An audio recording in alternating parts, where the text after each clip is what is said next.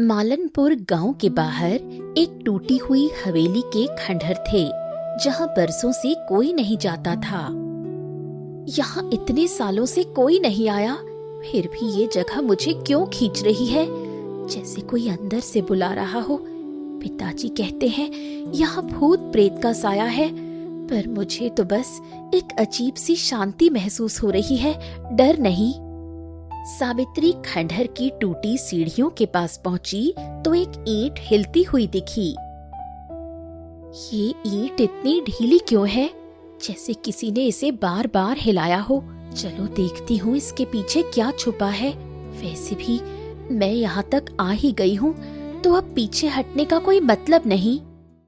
ईंट हटाते ही उसके पीछे एक छोटा सा खोखला हिस्सा निकला, जिसमें एक चमकती हुई चांदी की चाबी रखी थी।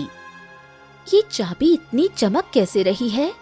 इतने सालों से यहाँ रखी होगी, फिर भी इस पर जंग तक नहीं लगी। और इसकी बनावट भी कोई मामूली नहीं, ये किसी राजा रजवाड़े की लगती है, कोई साधारण चीज नहीं है ये। जैसे ही सावित्री ने चाबी को हाथ में लिया, उसकी हथेली में एक हल्की सी गर्माहट फैल गई। ये गर्माहट कैसी है? जैसे चाबी खुद जिंदा हो और मुझसे कुछ कहना चाहती हो। मन कर रहा है इसे घर ले जाऊं, पर साथ ही ये भी लग रहा है कि मैं किसी बड़ी बात में फंसने जा रही हूँ। सावित्री चाबी को अपने साथ छुपाकर घर की ओर चल पड़ी। घर पहुंचते ही माँ यशोदा की नजर उस पर पड़ी। सावित्री, तेरा चेहरा इतना उतरा हुआ क्यों है? और ये हाथ में क्या छुपाए हुए है तू? दिखा मुझे जल्दी। कहीं फिर उस टूटी हवेली की तरफ तो नहीं चली गई थी तू? माँ, वहीं से मिली है ये चाबी, ईंट के पीछे छुपी हुई थी। इतनी चमकदार है कि देखते ही मन मोह लिया, और जब हाथ में ली तो एक अजीब सी गर्माहट महसूस हुई, जैसे इसमें कुछ जीवित हो। बेटी, तूने वो जगह छुई भी कैसे? तेरे पिताजी ने कितनी बार मना किया है वहां जाने से। वहां बरसों पहले एक राजा रहता था, और उसके बाद से वो हवेली शापित मानी जाती है, कोई नहीं जाता वहां। माँ, शापित होगी तो होगी, पर मुझे वहां कुछ भी बुरा महसूस नहीं हुआ, बल्कि लगा जैसे कोई मुझसे मदद मांग रहा हो। ये चाबी मुझे यूं ही नहीं मिली, इसके पीछे जरूर कोई कारण है। उसी वक्त रामदीन काम से लौटे और चाबी देखते ही उनका चेहरा पीला पड़ गया। अरे अरे, ये चाबी! अरे ये तो वही चाबी है जिसके बारे में मेरे दादा बताया करते थे। अरे राजा वीरभद्र की हवेली की चाबी। ए बेटी, तूने बड़ी भूल कर दी। ये चाबी उठाकर तू खुद भी उस पुराने रहस्य से जुड़ गई है अब। हाँ पिताजी, आप भी वही बातें कर रहे हैं जो माँ कह रही है, पर आखिर हुआ क्या था उस राजा के साथ? कोई तो बताए मुझे साफ साफ, आखिर ये चाबी इतनी खास क्यों है? अरे 200 साल पहले राजा वीरभद्र इस इलाके पर राज करते थे। बहुत नेक और दयालु राजा थे, पर एक षड्यंत्र में उन्हें अपने ही महल में धोखे से मार दिया गया। अरे तब से उनकी आत्मा उस हवेली में भटक रही है, मुक्ति के इंतजार में। यह मैंने अपने दादा से सुना है सावित्री। तो ये चाबी उनकी आत्मा से जुड़ी है, इसीलिए मुझे वहां इतना खिंचाव महसूस हुआ। पिताजी, अगर ये सच में उनकी मुक्ति की चाबी है, तो मुझे इसे वापस नहीं छोड़ना चाहिए। शायद मुझे कुछ करना होगा इसके लिए। अरे बेटी, ये इतना आसान नहीं है जितना तू सोच रही है। इस चाबी के साथ जुड़ना खतरे को न्योता देना जैसा है।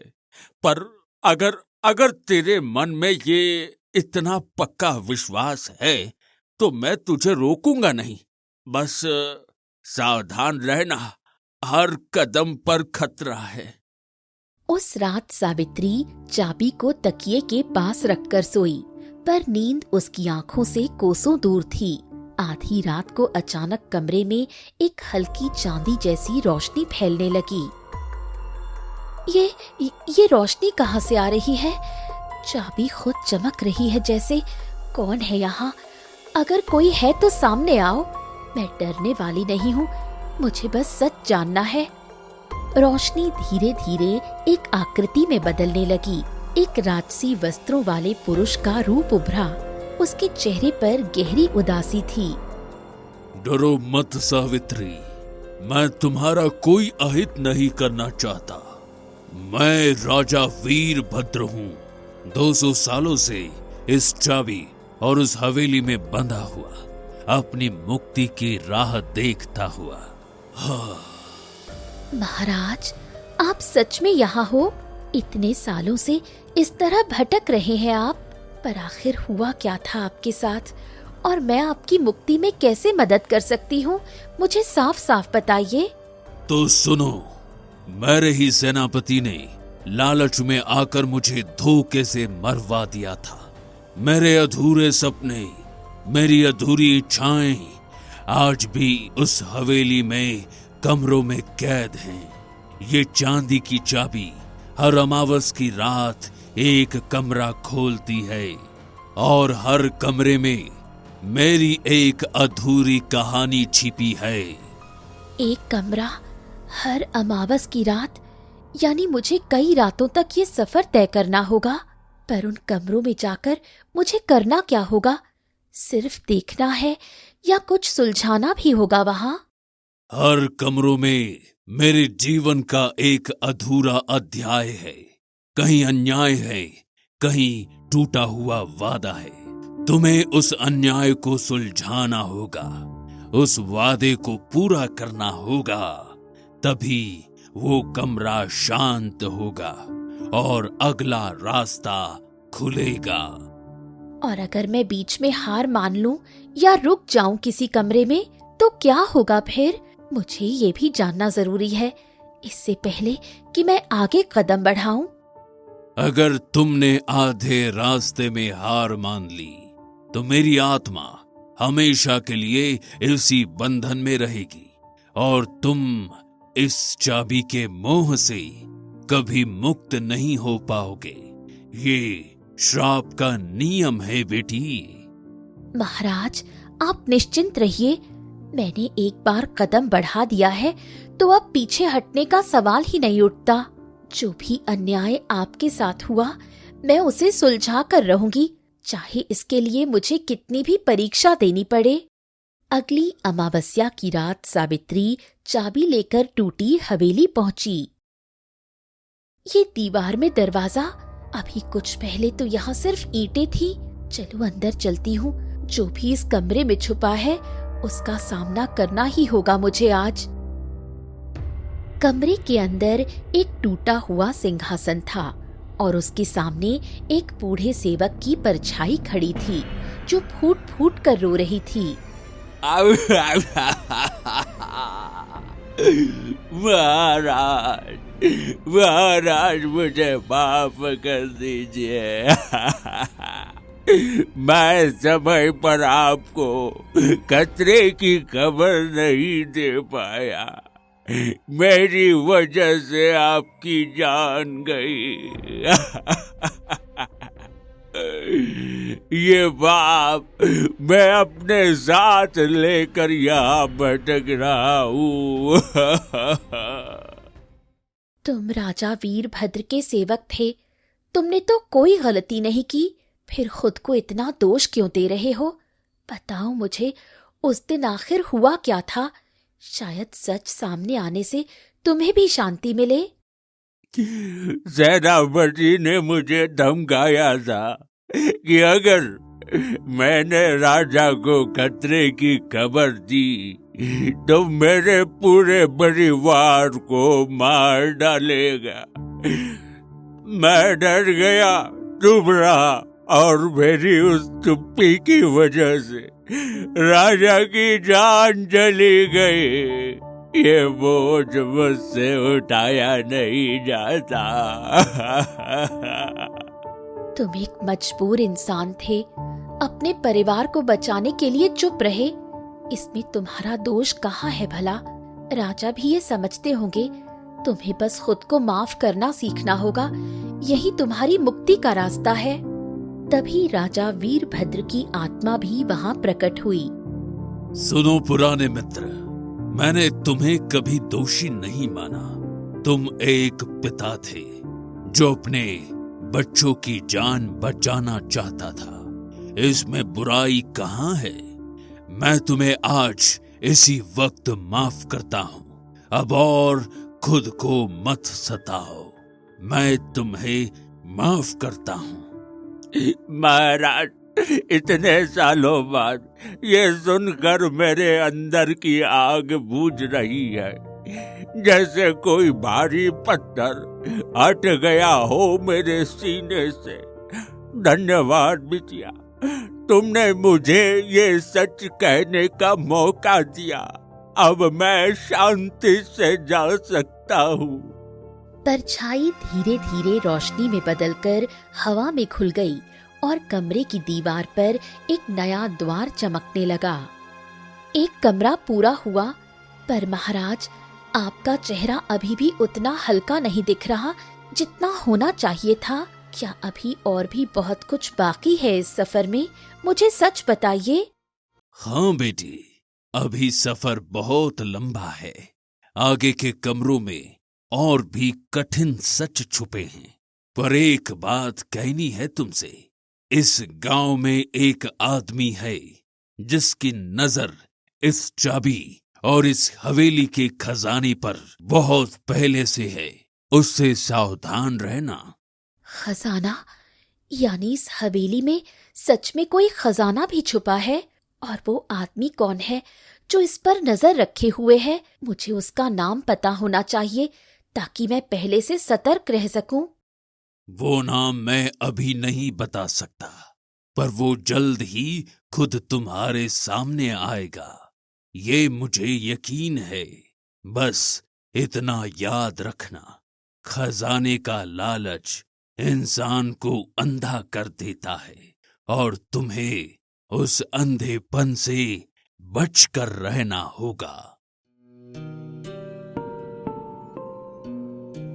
अगले दिन गांव में बात फैल गई कि सावित्री को टूटी हवेली से एक चमकती चाबी मिली है। ये खबर ठाकुर बलवंत सिंह के कानों तक भी पहुंची। अरे ठाकुर साहब, सुना है लोहार की बेटी सावित्री को उस पुरानी हवेली से एक चांदी की चाबी मिली है। बड़ी चमकदार बताई जा रही है। अरे शायद उसी खजाने की कड़ी हो जिसकी बात आप बरसों से करते आ रहे हैं। अरे क्या कहा तूने? वो चाबी आखिर उस लोहार की बेटी के हाथ लग गई हैं? मैं इतने सालों से उस हवेली के आस-पास मंडराता रहा और वो चाबी एक मामूली लड़की को यूं ही मिल गई। अरे ये तो मुझे मंजूर नहीं, वो तो मुझे चाहिए। अरे ठाकुर साहब, आप चिंता काहे करते हैं? अरे मैं पता लगाता हूँ वो चाबी कहाँ रखी है। बस एक बार पता चल जाए तो फिर उसे उस लड़की से लेना कौन सा मुश्किल काम है। बस आप इशारा कीजिए। हाँ। अरे नहीं रे हरिया, इतनी जल्दबाजी ठीक नहीं। पहले देखते हैं वो चाबी करती क्या है। अगर सच में उसमें कोई शक्ति है तो मैं खुद उस लड़की के घर जाकर बात करूंगा। अरे जरूरत पड़ी तो डरा भी दूंगा उसे।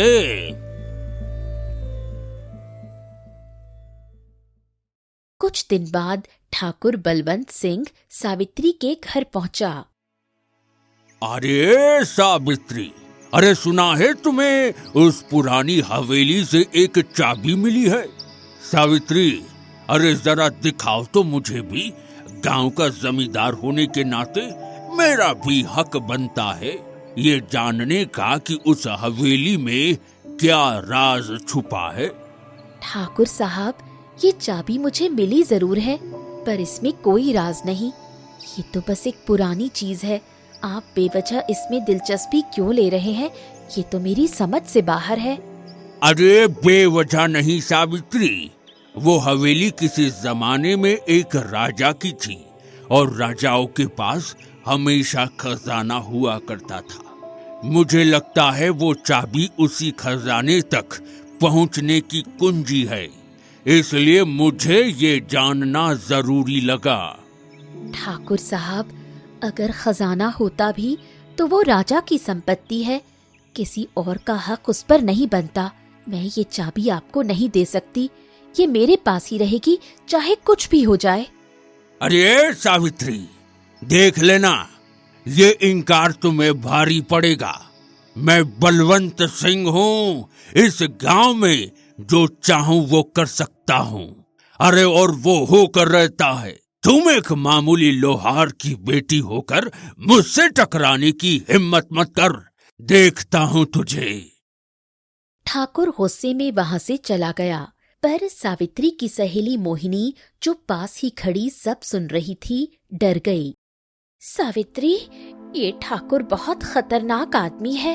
इसने पहले भी कई लोगों की जमीनें झूठे कागज बनवाकर हड़प ली है। तू इससे यूं सीधे टकराई है, मुझे डर लग रहा है कि ये अब चुप नहीं बैठेगा। मोहिनी, मुझे पता है ये आदमी खतरनाक है, पर मैं इस चाबी को इसके हाथों में नहीं जाने दे सकती।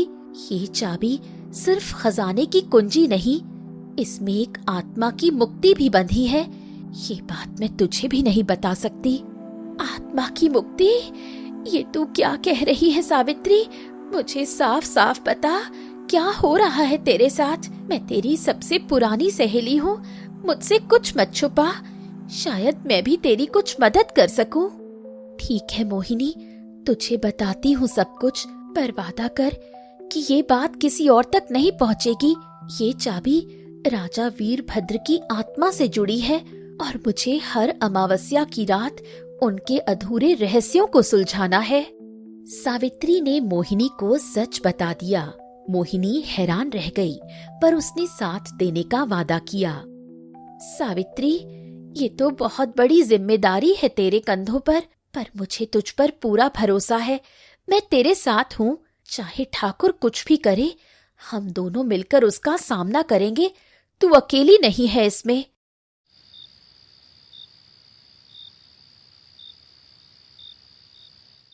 दूसरी अमावस्या की रात सावित्री फिर हवेली पहुंची। चाबी ने एक और दीवार में द्वार खोल दिया और इस बार कमरे में एक टूटा हुआ बगीचा था, जहां एक स्त्री फूलों के बीच थी। महाराज, तुमने मुझसे वादा किया था कि युद्ध से लौटकर मुझसे विवाह करोगे, पर तुम कभी लौटे ही नहीं। मैं यही इस बगीचे में तुम्हारा इंतजार करते करते मर गई और आज भी यही भटक रही हूँ तुम्हारे इंतजार में। आप कौन हैं? राजा वीरभद्र से आपका क्या रिश्ता था? ये वादा किस बारे में था? मुझे पूरी बात बताइए ताकि मैं समझ सकूं इस उलझन को। मेरा नाम कमला था। मैं एक सामान्य कुम्हार की बेटी थी, पर राजा मुझसे सच्चा प्रेम करते थे। जब सेनापति के षड्यंत्र में उनकी जान गई, तब मुझे ये खबर नहीं मिली। मैं यहीं बैठी उनका इंतजार करती रह गई सालों तक। राजा वीरभद्र की आत्मा भी वहां आ पहुंची। कमला को देखते ही उनकी आंखों में आंसू आ गए। कमला, मुझे माफ कर दो, मैं तुमसे किया वादा निभा नहीं पाया। मेरी मौत की खबर तुम तक पहुंचने से पहले ही तुम इस इंतजार में घुल गई। ये मेरे लिए सबसे बड़ा दुख है इस बंधन में। महाराज, मुझे आपसे कोई शिकवा नहीं। आपने तो वादा निभाने की पूरी कोशिश की थी, बस नियति ने साथ नहीं दिया।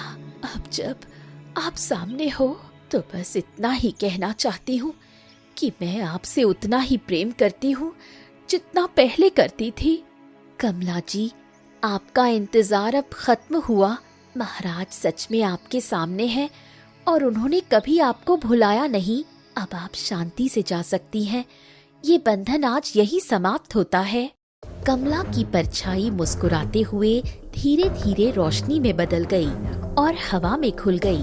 कमरे की दीवार पर फिर एक नया द्वार चमकने लगा।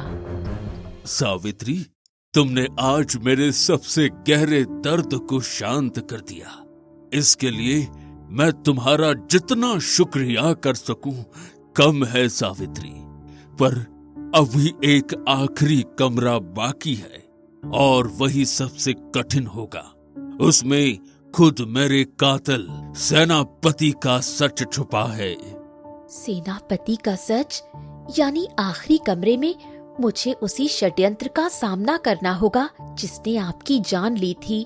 मैं तैयार हूँ महाराज। चाहे वो कमरा कितना भी कठिन क्यों ना हो, मैं पीछे नहीं हटूंगी।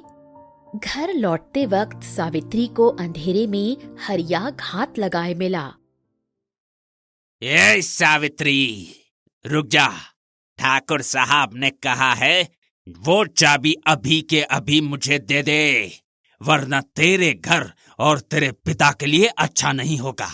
अरे ये आखिरी चेतावनी समझ से। समझदारी इसी में है कि चुपचाप चाबी मुझे दे दे। ला, जल्दी दे।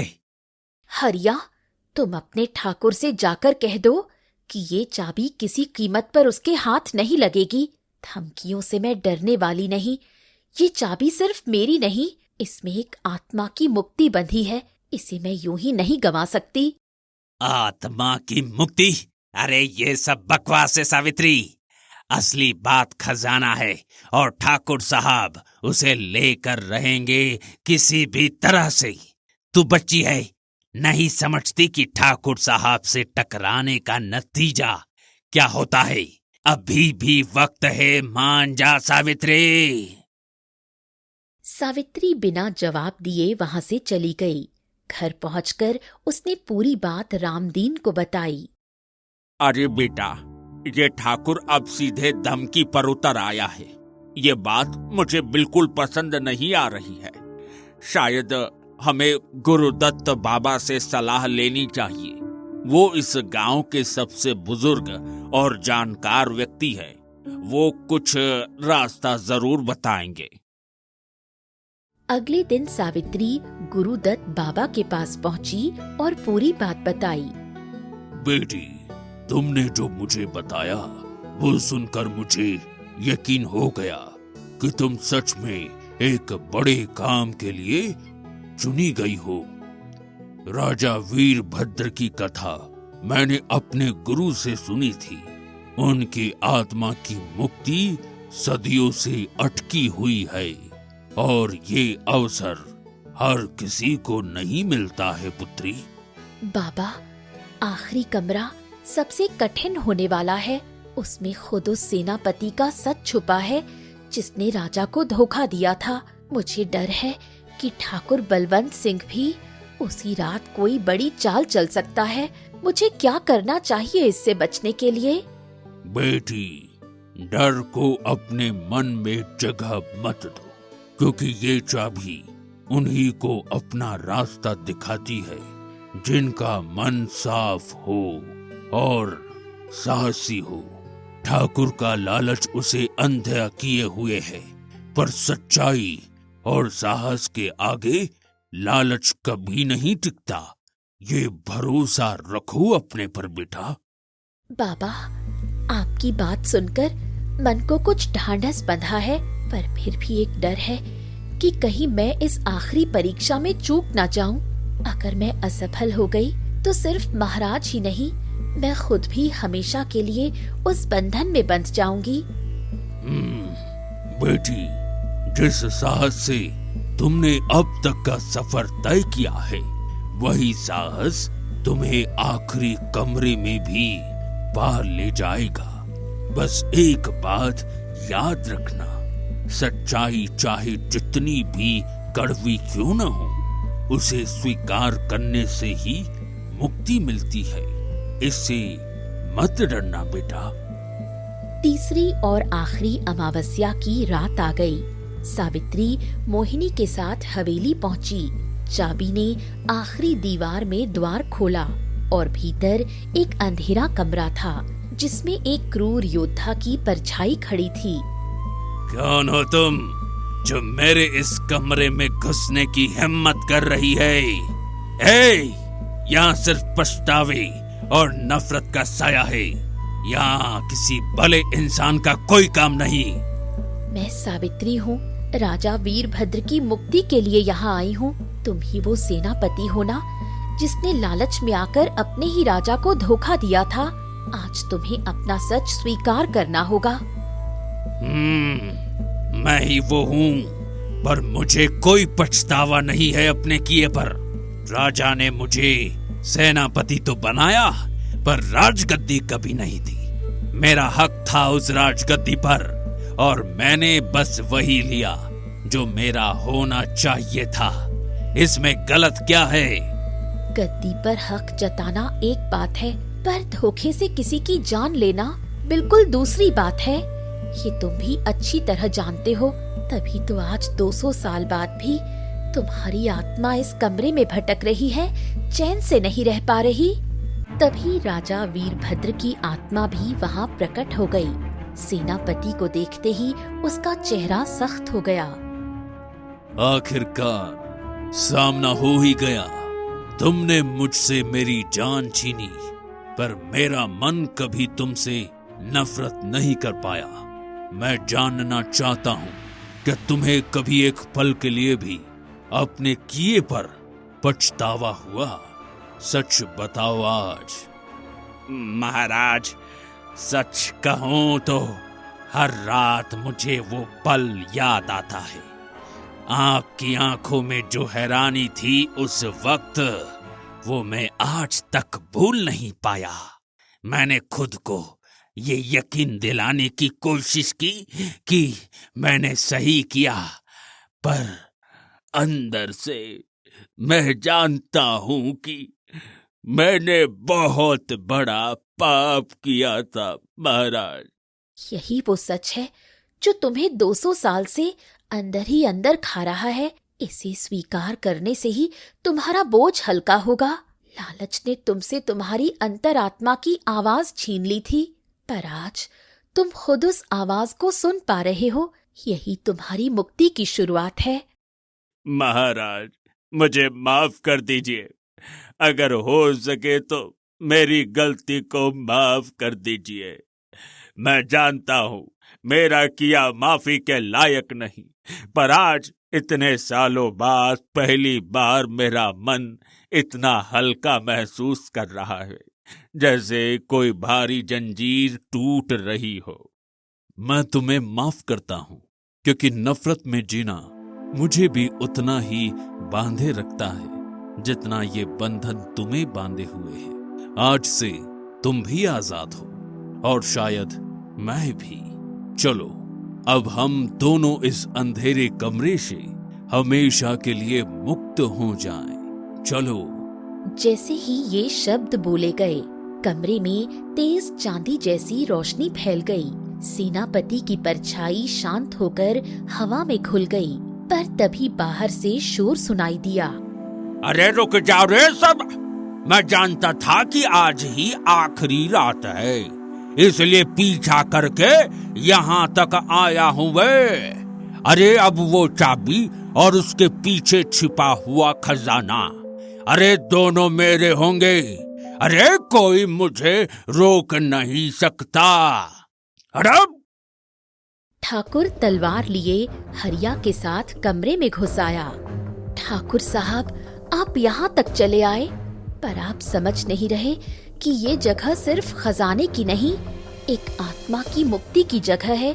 यहाँ लालच लेकर आने वाला कभी कुछ हासिल नहीं कर पाता, ये मैं आपसे कह रही हूँ। अरे बकवास बंद कर रे सावित्री, मुझे भाषण नहीं खजाना चाहिए।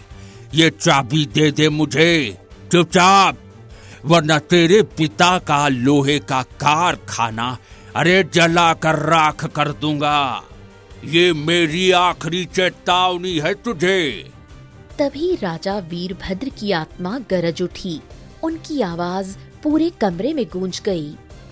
रुको बलवंत सिंह, ये हवेली और इसका हर रहस्य सिर्फ उसी के लिए खुलता है जिसका मन साफ हो। तुम्हारे जैसे लालची इंसान के लिए ये कुछ नहीं। तुम्हारा लालच ही आज तुम्हारा सबसे बड़ा दुश्मन बनने वाला है।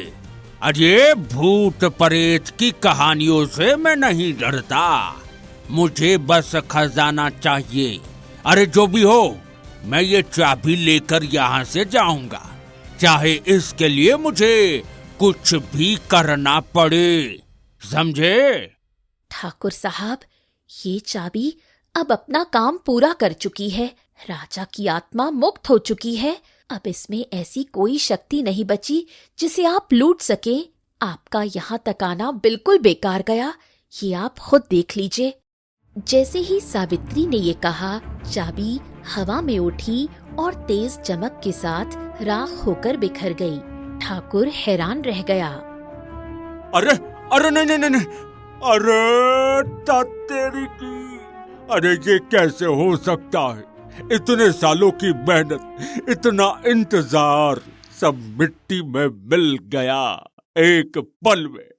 अरे ये लड़की, इसी की वजह से मेरा सपना टूटा गया है। अरे मैं ऐसे यूं नहीं जाने दूंगा लड़की। तभी हवेली की दीवारें हिलने लगीं, जैसे पूरी इमारत अपना काम पूरा करके ढहने को तैयार हो। सावित्री, अब वक्त आ गया है यहाँ से निकलने का। ये हवेली अपने उद्देश्य को पूरा कर चुकी है। इससे पहले कि ये पूरी तरह ढह जाए, तुम सब बाहर निकल जाओ। मैं और मेरा पुराना सेनापति दोनों आज साथ में मुक्त हो रहे हैं। महाराज, आपने मुझ पर भरोसा किया, ये मेरे लिए सबसे बड़ा सम्मान है। अब आप शांति से जाइए। आपकी मुक्ति की ये कहानी मैं हमेशा याद रखूंगी और आपकी सच्चाई गांव वालों को भी बताऊंगी। सावित्री और मोहिनी दौड़कर बाहर निकली। ठाकुर और हरिया भी डरकर पीछे भागे। हवेली की दीवारें धीरे धीरे मिट्टी में मिलती चली गईं और एक तेज चांदी की रोशनी आसमान में उठकर तारों में विलीन हो गई। सावित्री, तूने कर दिखाया। इतनी बड़ी परीक्षा को तूने अकेले हिम्मत से पार किया। मुझे तुझ पर बहुत गर्व हो रहा है आज। तू सच में कोई साधारण लड़की नहीं है। मोहिनी, मैं अकेली कहाँ थी? तू हर कदम पर मेरे साथ थी और महाराज की आत्मा को मुक्ति मिली, यही मेरे लिए सबसे बड़ी बात है। बाकी सब तो बस रास्ते की बाधाएं थी। अगली सुबह पूरे गांव में हवेली के ढहने और उसमें से निकली रोशनी की बात फैल गई। ठाकुर बलवंत सिंह को गांव वालों के सामने अपनी करतूत उजागर होने का डर सताने लगा और उसने चुपचाप गांव छोड़ने का फैसला कर लिया। बहुत बढ़िया बेटी, मुझे तुझ पर नाज है। तूने इतनी बड़ी जिम्मेदारी उठाई और उसे पूरी हिम्मत से निभाया। अरे एक आत्मा को मुक्ति दिलाना कोई छोटी बात नहीं है बेटी, और तूने ये कर दिखाया अपने साहस और नेक नियत से। बेटा, मुझे तुझ पर नाज है, बहुत नाज है। सावित्री, जब तू पहली बार वो चाबी लेकर आई थी तो मेरा दिल डर से भर गया था, पर आज देख रही हूँ कि वो डर बेकार था। तू तो सच में उस चाबी के लायक निकली। मुझे बहुत खुशी हो रही है। बेटी, ये कहानी अब पूरे गांव के लिए एक सीख बन गई है कि सच्चाई और साहस के आगे कोई भी लालच टिक नहीं सकता। राजा वीरभद्र की आत्मा को मुक्ति दिलाकर तूने न सिर्फ एक पुराना बंधन तोड़ा, बल्कि पूरे गांव को भी एक नई राह दिखाई है बेटा। बाबा, ये सफर सिखा गया मुझे कि हर अंधेरे कमरे के पीछे एक सच छुपा होता है, चाहे वो कितना भी कड़वा क्यों ना हो। और सच को स्वीकार करने से ही असली मुक्ति मिलती है, चाहे वो किसी आत्मा की हो या खुद अपने मन की। इस तरह लोहार की बेटी सावित्री की हिम्मत और नेक दिली ने न सिर्फ एक भटकती आत्मा को मुक्ति दिलाई, बल्कि गांव को एक लालची जमींदार के डर से भी हमेशा के लिए आजाद कर दिया।